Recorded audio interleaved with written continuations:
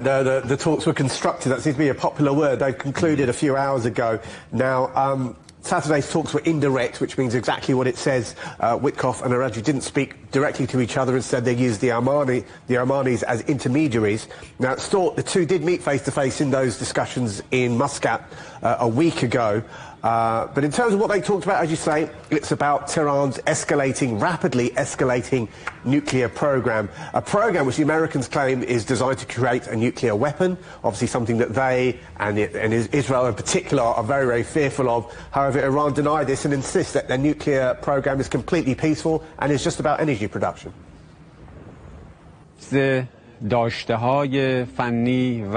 Iran keeping its technical and nuclear belongings is a must in this process. Meanwhile, we have said we are ready to cooperate in resolving any doubts or questions. Illegal sanctions against Iran must be lifted in a firm and verifiable manner, with guarantees to ensure their implementation.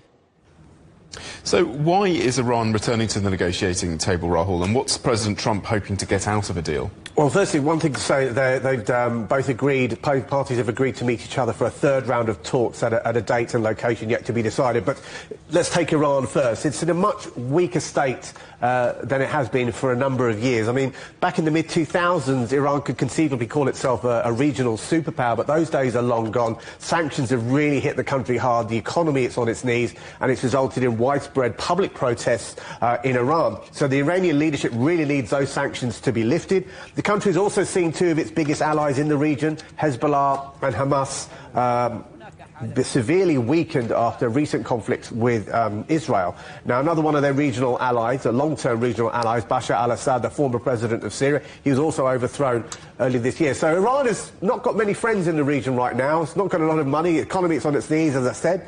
And, of course, casting a massive shadow on all of this is the huge figure, in more ways than one, of Donald Trump, and that threat of military action, which is the last thing Iran needs right now. I mean, I heard an expert overnight saying if there was a military action by Israel or the United States on Iran, the country could completely collapse. That's how close it is to collapse right now.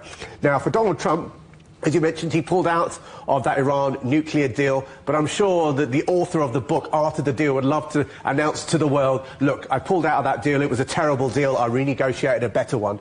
And also, you know, we have to realise, since October the 7th and the Israel-Hamas war, the Middle East has been a real tinderbox. And I think if there is a new nuclear agreement between the Iranians and the Americans, it's a step, albeit a small step, towards a more stable region. I think that's something that most people in that region would welcome.